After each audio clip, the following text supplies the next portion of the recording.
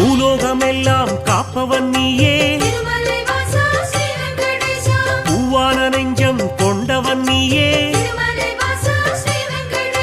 காலங்கள் யாவும் கடந்தவன் நீயே, கைதொழுவோரின் காவலன் நீயே, ஞானத்தை அளந்த நாயகன் நீயே,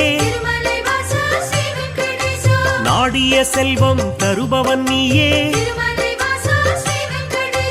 கோல எழிலை கொண்டவன் நீயே,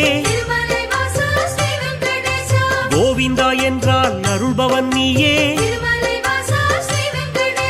மாலவன் என்று உனை அழைப்போமே, மாமலை எழில் வாழ்பவன் நீயே,